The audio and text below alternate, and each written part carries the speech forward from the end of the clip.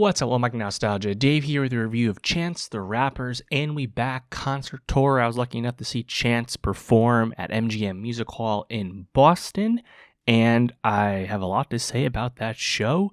And I think in general, it's a significant tour from Chance because this is continuing the Chance the Rapper 2025 comeback, which we talked about a lot when his new mixtape Starline was released earlier this year. Of course, his first official project release since The Big Day came out to mixed reception at best back in summer 2019. And of course, following The Big Day's, big flop, if you will, Chance canceled a really big arena tour that had been scheduled. That tour, fallout, contributed to his breakup with his longtime manager, Pat Corcoran, and leading to litigation between the two of them. And Chance, as we know, was kind of off the grid in terms of his standard, his rapidly rising fame, in the mid-2010s. And now he's back with a tour, not an arena tour this time around, doing more significant-sized ballrooms, though,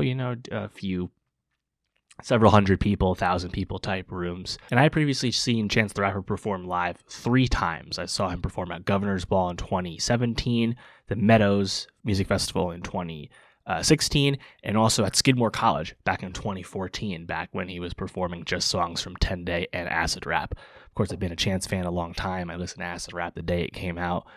Been around and been a fan. And despite the ups and downs here. So I was looking forward to seeing a new show, and, unsurprisingly, the And We Back tour, very Starline heavy. For the first time, really, Chance has a new song to open his sets. He's no longer opening to Good Ass Intro off Acid Rap, but instead doing Starside Intro, the new one. And overall, it starts off incredibly heavy with a lot of those newer songs. And I think it's largely the best songs off Starline, which is a project that I like more than The Big Day. Kind of fizzled out for me as it went on, but has some good highs and definitely a step in the right direction. You can check my review out for more on that project. But, continuing the set with Ride and Tree. I think Tree's the first real big, crowd moment where the crowd's really getting into it. I will say during this early section, especially with Starside Intro, the way that song kind of works is like a pseudo freestyle stuff. I think Chance was still kind of getting his sea legs back as a live performer in terms of like that breath control, in terms of the speed of the bars that you hear on a song like that. And he definitely came into his own as the set progressed. And once he played some of the older songs, you could really tell it was, easier for him for sure. Surprisingly, for sure, the first Acid Rap song is none other than Paranoia. I remember back when Paranoia was tacked on as a second half of a song on the track list and wasn't its own entry on Acid Rap. That's how things have changed, of course, in the DSP era, right?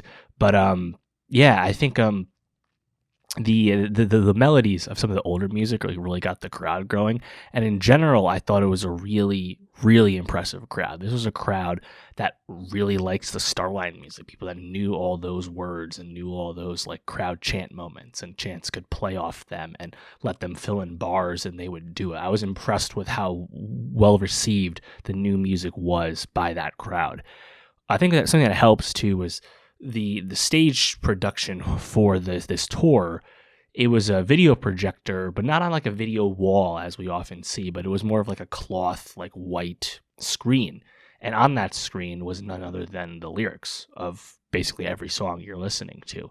That certainly helps with the newer songs for sure. But the crowd seemingly knew him without any help.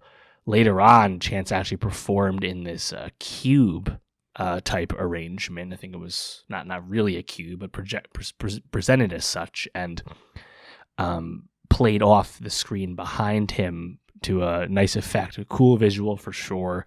He performed Ultra Light Beam inside that cube, which was probably my biggest surprise of the set list.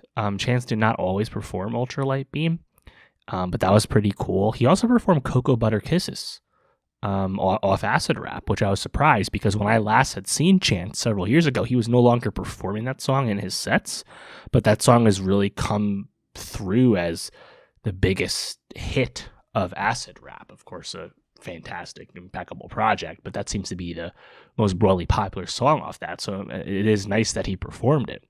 And I think once you get to that section where he's just playing a lot of bangers, a lot of things for the crowd, right? No Problem off Coloring Book, All Night, Blessings, Juke Jam, Ultralight Beam, Not Far After. He does Same Drugs towards the end. I thought that one really hit. I mentioned Cocoa Butter Kisses. He even has fun playing like part of his verse from I'm the One, the DJ Khaled song with Justin Bieber. You know, that was pretty fun, honestly.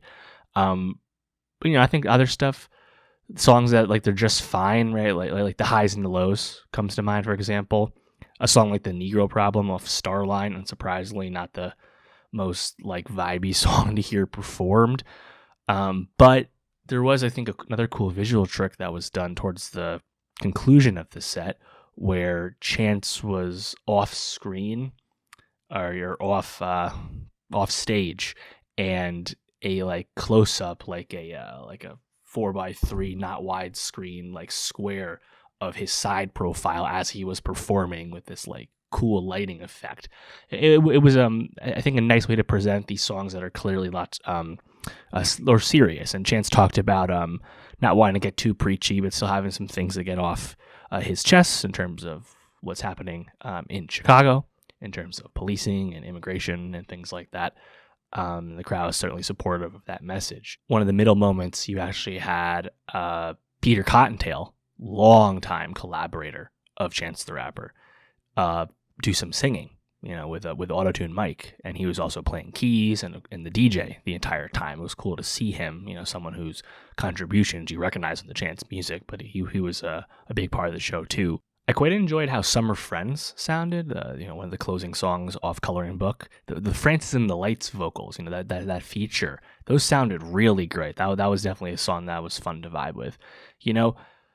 Obviously, as a big Chance fan, there's things to, point out, like songs you didn't hear, right? He played I Might Need Security, which was the biggest of that Lucy section of songs Chance released at that time.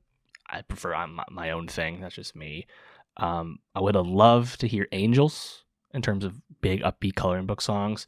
Of course, you always want to hear more acid rap songs, right? Songs like Push a Man or Smoke Again. Of course, I've heard these songs before, but he doesn't really play a lot of them anymore, to be expected. But overall, I thought it was a pretty impressive, over 90 minutes set, like 30 songs. It was well constituted, and I think Chance really came alive, with the crowd, which was super into it as the set went along. So I was really happy to see that, and hope this momentum continues for Chance. He just had that feature on the Kodak Black single from last week. Feels like Chance is getting back in the game. That's good. We're hoping that continues. Let me know, though, what do you think of Chance the Rapper's And We Back concert tour? If you saw it, let me know what you like most about it. And for more music reviews, or concert reviews, album reviews, subscribe. And I'll see you next time.